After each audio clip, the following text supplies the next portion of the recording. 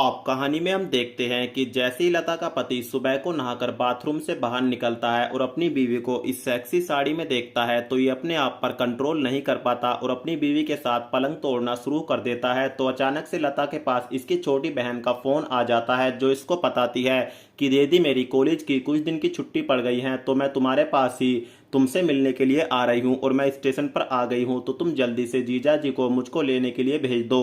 अब पहले ही दोस्तों इसकी साली ने इसका मूड खराब कर दिया है तो ये अपनी बीवी को बोलता है कि उसको बोल दो कि उसके जीजा जी घर पर नहीं है, वो ऑफिस गए हैं। तो ये अपनी छोटी बहन को ऐसे ही बोल देती है और इसको बताती है तुम एक काम करो, रिक्शा पकड़ के रिक्शे से घर पर आ जाओ। अब उसके बाद सुमन इस रिक्शे वाले के पास आती है और इसको बोलती है कि मुझको इस पुरानी हवेली पर जाना है, क्या तुम चलोगे। अब ये जो रिक्शा वाला होता है ये पहले से उल्लू वेब सीरीज देखकर नीचे से आधा गीला हो जाता है। उसके बाद ये इसको बोलता है ठीक है मैडम चलूंगा, लेकिन इसके पूरे 100 रुपए लगेंगे।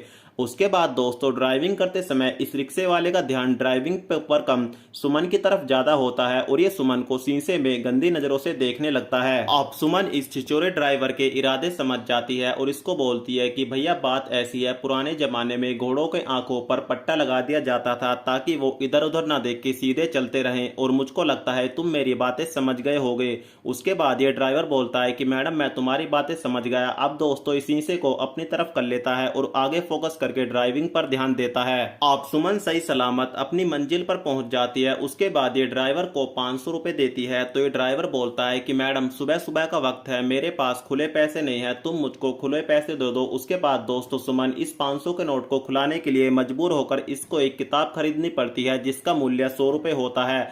अब जो किताब सुमन खरीदती है ये कोई आम किताब नहीं होती, इसके अंदर गंदी वाली कहानियां लिखी होती हैं। तो सोचने वाली बात यह है कि सुमन ने आखिर यही किताब क्यों खरीदी। जानने के लिए दोस्तों चैनल को सब्सक्राइब करके बेल आइकॉन जरूर दबाएं।